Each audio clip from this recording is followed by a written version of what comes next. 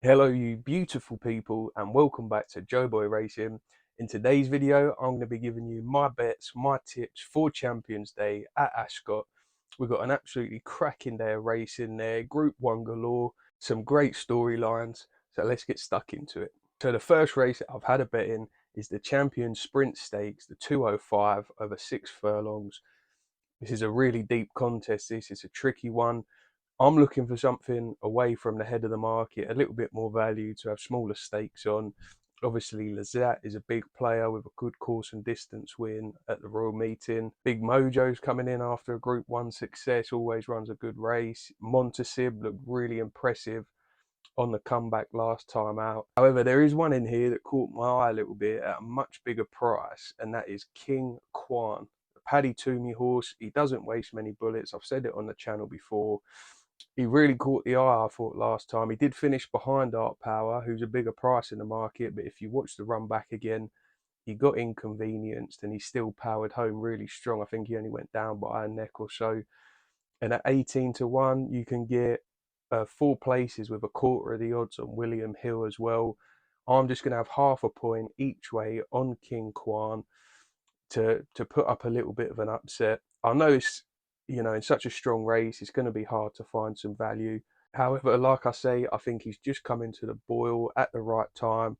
Ground's not going to be an issue. He's never raced at Ascot before, which is always a little bit of a concern. However, I think the running style should suit. He come off the pace last time when it benefited to be on the pace. I think it's going to be beneficial to come off the pace at Ascot like it normally is. And also, he's drawn a couple of stalls away from Quinault as well, so he should get a really nice toe into the race. If he just breaks okay, tracks Quinault, I think he's going to finish off the race really strong. It's always dependent, what side is more dominant at Ascot. So might be worth, if you're going to have a bet on the day, just waiting to see how the first couple of races pan out, just to see if there is any biases there, and then you can see whether you want to follow me in or not on King Kwan. Moving on to the 245, the Fillies and Mares Champion Stakes. This is a cracking little race, this. Obviously, you guys who are regulars to the channel will know that I put up Waardah last time, that she won at Goodwood, was really impressive. I did have a conversation as well with Owen Burrows, the trainer, at Newmarket in my Friday race day vlog. So if you haven't seen that, go and check that out, guys, because it's a really good bit of insight. I know a lot of people I've seen on the previews saying she's going to like cutting the ground, but Owen Burrows said obviously she prefers a bit of cutting the ground, but he's got no concerns over what the ground conditions are going to be. It's not like, oh, we need to keep her off her good ground. So for me, that's enough to sort of lay those doubts to bed. The way she won at Goodwood last time as well, I think 1 mile 4 over a stiff track at Ascot is going to be absolutely perfect. She's got enough speed, she's got enough stamina, and yeah, I think she's absolutely primed to win this race. And for her as well, this was always the target after that win at Goodwood. Whereas some of them, like Kalpana coming back from the arc, quick turnaround, it wasn't the definite target. So I just think there's a lot of things stacked in Wardah's favour here. If you look at the last 10 run-ins of this as well, 8 out of 10 winners last time were 3-year-olds. So again, that's another thing that swings in her favour. Obviously, the two ahead of her in the market are 4-year-olds, so she gets weight off of both of them as well. And yeah, I think she's a really good filly. So I know Danielle didn't come out and frank that form, but like I said afterwards, I feel like she bounced. I feel like she's better than what she showed at Doncaster last time out. And two that finished first and second in that Doncaster race, then went and finished first and second, although reversed form in a Group 1 in France. So I don't think that's a massive, downside to Wardah's form. Owen Burrows did say in that conversation, like I say, which you can go and see, that he was a bit worried about that Estrange. He said he would have rather that Estrange went and run at the Arc. Obviously, they said that she was coughing, but he said this, because the draw was so bad. I think she was out in the car park in 18. So, and you can't blame him for taking him out of that.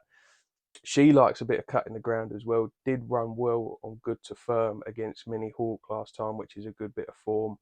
But yeah, I've got confidence in Waardah. I have had an anti-post bet already, so I'm not getting stuck in. I'm going to have a point each way. I got 13 to 2 last night. You can still get 6 to 1 about her.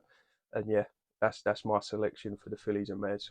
Another one in this I will mention briefly is a horse called One Look.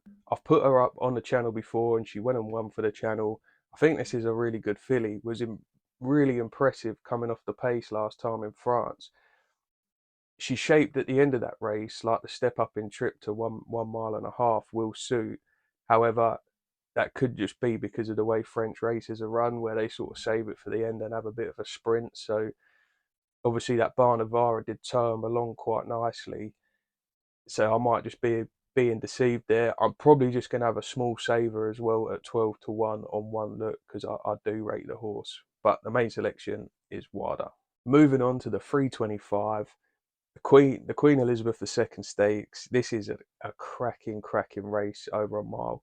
Obviously, you've got Field of Gold returning in here, probably the rightful favourite, although I do think there can be question marks after the last run. You've got Rosalian.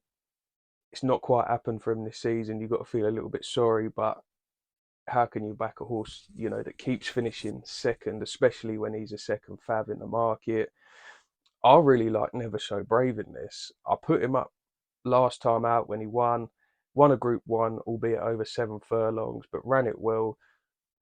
Marinoa Charlie's then come out and franked that form, winning a Group 1 in France, the Foray, over 7 furlongs again, beat some good horses as well.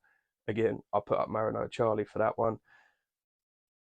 If it was his first time stepping up to a mile, I would have said, oh, there could be question marks, but he ran around the round course at Ascot as well, over a mile, and stayed the trip no problem at all. So I don't think the trip's a concern. The course definitely isn't a concern. Likes Ascot, and the time before that, he ran over 7 furlongs on the straight course at Ascot. So it's not like he needs a bend or anything like that. This season he's been a bit of a revelation, moving yards. And yeah, I think he's got a really good chance in this. If Field of Gold is a little bit rusty or not quite firing on all cylinders, yeah, I think Never So Brave has got a great chance in this.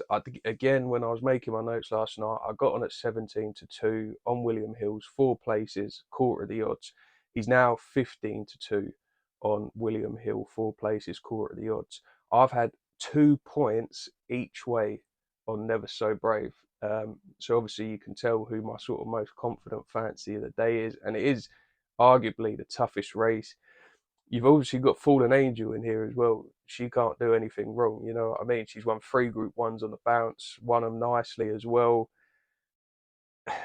Against the boys, it just wasn't for me. And she was a shorter price when I put the bet on last night than Never So Brave. She's drifted out to the same price now. So another one I will mention in here is Docklands. If you're not looking to get stuck into the race, then at 14-1, you can get currently about Docklands. That's a cracking each way bet, I think, for smaller stakes. I may even have a little saver on Docklands.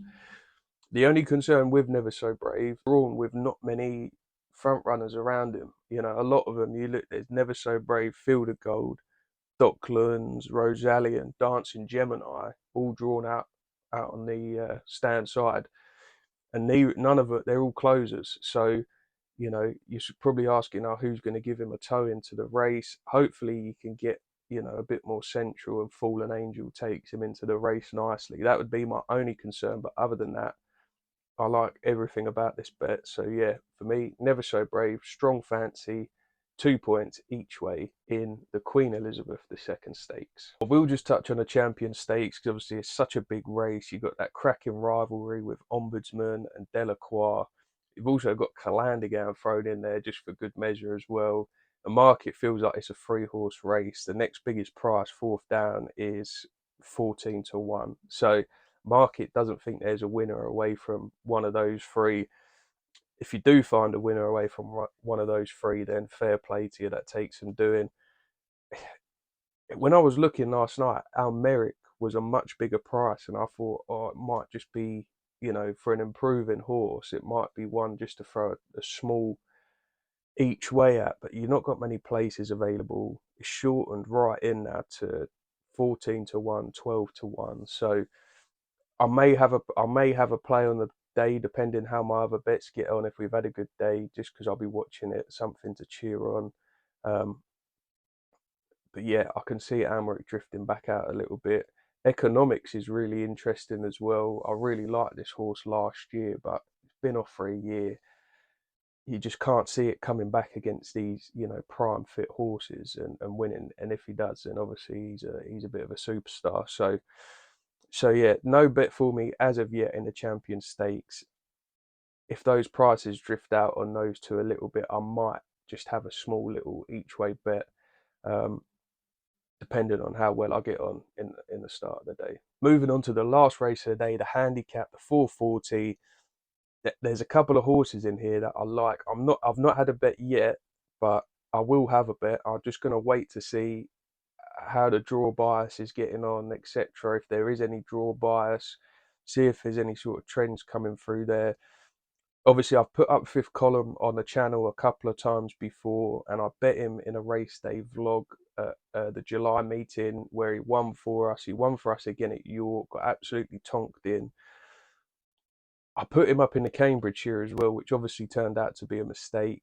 He was drawn on the wrong side, and I don't think the 9 furlongs was the right shout. I didn't think it'd be a problem for him, but I think the mile is his trip.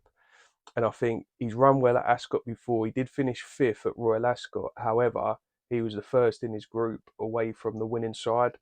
So the track and the ground's not going to be an issue. You can get 17 to 2 about him at time of recording with 5 places at a quarter of the odds.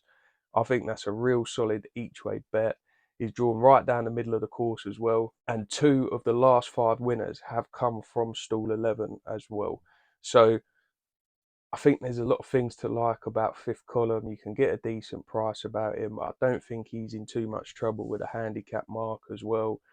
Yeah, I think that's a solid each way bet with 5 places at a quarter of the odds. There is another one I quite like in this as well, Cerulean Bay. I put up a tip at Goodwood a few weeks ago of Alpha Crucius, and Cerulean Bay just managed to get first run on him and done him.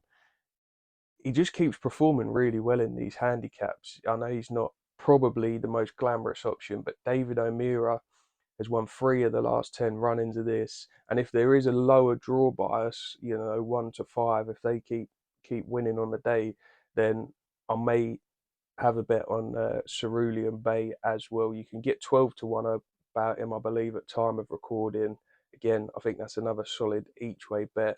So yeah, it'll have to be one of them two. If there's not a particularly big draw bias, I might have half a point each way on both of them.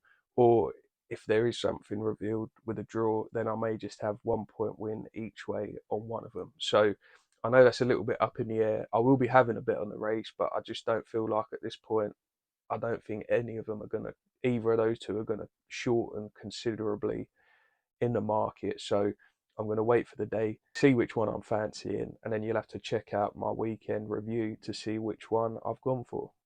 Right, guys, so that's all my bets I'll be having on Champions Day at Ascot. I can't wait for it. It's going to be a cracking day of racing. Group 1 galore, like I said. If you do want to check out that conversation with Owen Burrows to get the complete conversation, because I've only just put snippets in there regarding Waardah and the ground and Estrange, etc. Go and check out my Friday race day vlog from Newmarket. It's a good watch as well because we had 3 winners on the day. Really good day at the races. And yeah, I thought it was a really nice bit of insight. He also talks about Calendar Girl, who won for us on the day as well. So go and check that out. As always, guys, get stuck into the comments. Always appreciate everyone getting involved in the comments. Let me know who's your best bet of the weekend. Let me know if you'll be following me in on any of my selections. Best of luck to you all. And as always, happy punting.